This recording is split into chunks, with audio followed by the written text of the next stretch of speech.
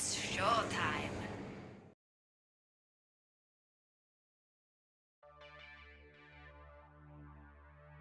Okay guys, welcome back. We're about to head into the ace match between Media and Bull. I can safely say who the players are going to be. It's going to be Reina fighting for Bull here against Future. So Future coming back again. He did lose. Wait. Yeah, he lost his first game this week, so Media putting a lot of faith in him. Gypsy did come out for the ace match last time against Lumaya, but it's going to be Future for him, and Bull putting a lot of faith once again into Reina. Reina, one of the best players on their roster, so it's no surprise. There's been in a fair few ace matches already. So let's actually have a look at their stats. So you can see that for Bull team, Reina did add another win to his notch there. Oh no, he actually added a loss, sorry. So Reina did lose this game there against Gypsy, so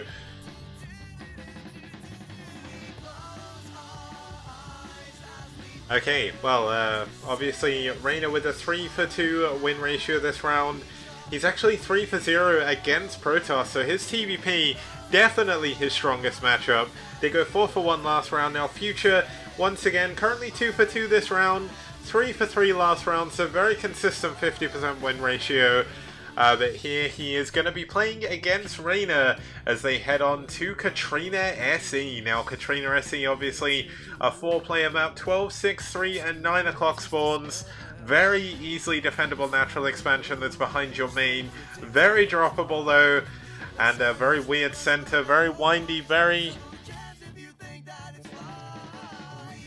okay, so very windy, very narrow as well, which benefits Terran in the late game, but there's a lot of drop options for Protoss, a lot of recall options, and carriers on this map, incredibly good. I mean, if we were to just take a look at the bottom left-hand corner, as for instance, say that's the Terran natural, you have the carriers fly in, they attack the natural, the Goliaths have to run all the way around the top and all the way back through the main to defend, and the carriers just bounce back out again. And that's just so annoying to deal with. Whether or not we're going to see that this game, I'm not too sure. Future hasn't been too big on carriers so far in the STPL, but maybe this is the map where he wants to show them off.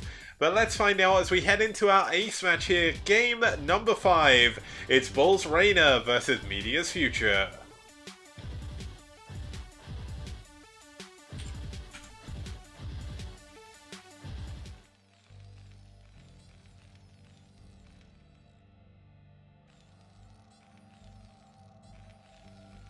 Okay, starting us off here in the 9 o'clock position, we do have the Orange Terran fighting for Bull.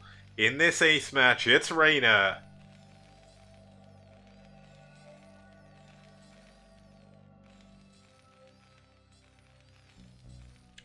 And his opponent spawning down here in the bottom middle 6 o'clock position. We do have the red Protoss fighting for Media, fighting for his future.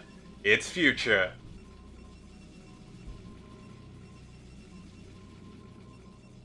Now one thing I really hope someone mentions to Blizzard is this replay bar. Like, the replay should be offset. You can't see the bottom half of the screen. It's really weird.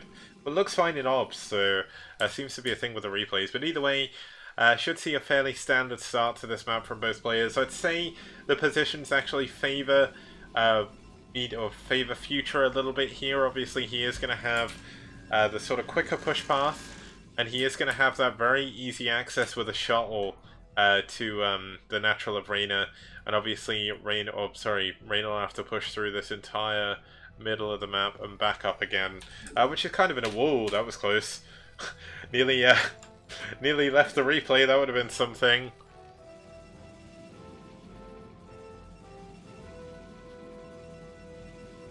And Age, thanks for tuning in, man. Sorry to hear you've got a 12-hour workday tomorrow. That is absolutely insane. Luckily enough, I don't have to work that long. But yeah, so hopefully you have a good night in bed. And like, maybe eventually you'll be able to buy a shirt if you get enough subs as well. Because you always do shirtless streams. But Age, of course, the clan leader for IRK, one of the top performing teams in the SCPL, with players such as DeWalt, Norgrim, Eriador, no, Eriador's on red, sorry, Yeah, that was really stupid. Obviously Marwyn as well. But it looks like Reyna gonna scout that it is gonna be one gate core, doing a little bit of damage to the pylon, not really gonna amount to too much. Actually does need to keep his SUV alive. Meanwhile, he is going for a wall here, going for gas, so he's not gonna go 1 Rax expand, which is a very, very good map on, or very, very good build on this map. Now Future isn't playing greedy as well, we don't see any 12 necks or anything like that. A little bit harder to do against Terran, especially recently since Flash showed everyone against Mini how to punish a 12 next. Now, obviously, people's punishes lower level than Flash are going to be a lot weaker, but it's certainly something you can do. I've tried to do it on ladder, I failed, but I've also made it work a couple of times as well, so... if you're going to play ladder, play a little bit less greedy, but obviously in tournament play, which this is, you do see a lot of greedy play because you see a lot of people trying to work around what their opponent's doing now. Interestingly, he made the wall and then kind of said, you know what, I'm going to make a forward wall. Building his first factory here, kind of limiting the space of where he can build extra factories as well, so... obviously this isn't the easiest map to do this on, very, very limited space for factories. You kind of have this big area behind your natural, or behind your main and in between your natural, but if you build them there, it's a long, long rally point out of your base. So I can kind of understand what Reyna's doing here. Now, he is going to be going for a Vulture first. He did scout that... You know what, I'm not actually sure I agree with this Vulture first. He's going to be up against Dragoon, not really going to be able to do too much. He is going to be going up to 3 Marines, so that should push the first Dragoon back up, at least. But what's Future's plan behind this? He's going to go into a 3rd pylon, of course. Can't really put down any additional tech yet. He is saving for something. Looks like something did get built. Have I missed a proxy or something? Looks like it was just range and gateway. He's actually going to go into 2 gates behind this. Now, I don't really agree with this. I feel like he's putting himself a little bit far behind early on, which doesn't help him too much. Obviously, we're going to have Reyna out the front here. This Vulture going to be able to go in and do possibly a little bit of damage, but good wall here. Oh, actually, that's not tight, so that Vulture could get in there. Now, the Command Center is finally coming up here for Reyna. It is only going to be 1 factory, going to be going into Mine Expand, much like we saw Attract do. This seems to be the Bolivian Terran style, going for those...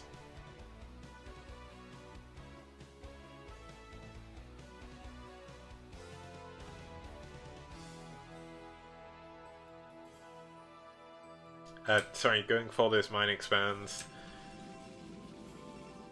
Still no expansion coming up from Future, and back here he is going for a Robo Facility, so it looks like Reavers are going to be the choice of play here. Obviously he could be going for Quick Observers. He did play against Attract before, and did get severely stuck back in his base, so looks like it is going to be a Nexus coming up here fairly shortly.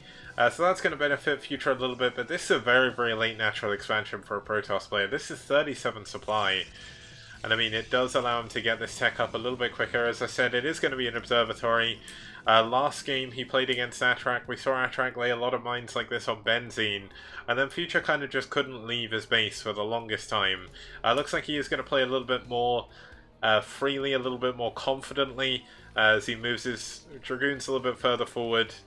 Does need to make sure he clears up those mines as soon as possible. We've got an Armory and Academy coming in for Reyna, so that's going to help him defend against a lot of stuff that he doesn't really want to be dealing with. But this factory now, one of my favourite tile set things, and this is just while we're kind of in a little bit of a lull here. You don't see this on any other tile set, but look at this. There's like some kind of hidden ruins under the floor on Katrina. Where are they? What is that? Steps? Is this some kind of portal to another world or something? But either way, it's a really cool tile set. I like this tile set on this map. Obviously, you see this tile set used a lot. It's probably the most common in Brood War history, but I mean, my favourite tile set overall is the desert one, but you can see that Future playing definitely a lot more confidently, going to be clearing out these front mines, does give him that ability to move out a little bit more freely on the map. Does need to be careful of these ones though, that can cause him a few problems. Now the Armory upgrading immediately. Going to see supply depots here, just kind of scouting up for any drops or anything. We do see a scan going down on the natural. Going to see that there's actually a Stargate coming up, so is this going to be... Okay, this is going to be carriers. He's actually going to be going oh wow! He cancelled the Stargate and he's gone for Citadel instead! Reina waiting for the scan to disappear. Now, is this gonna fake out Reina? Reina is pushing forward. Because Reina thinks there's carriers coming. He's like, well, you don't have that many units now. You're going for carriers. But little does he know it's going to be a Citadel. Now, Future doesn't actually have that many units. Now, Future getting really, really lucky. Oh, no, the mine. Oh, that's a big mine. He can't really be affording to lose any units right now. And Reina actually pulling back now. He's done the damage he wanted to do. The Observer scouting this out as well. Only 2 factories. Reina scanning again.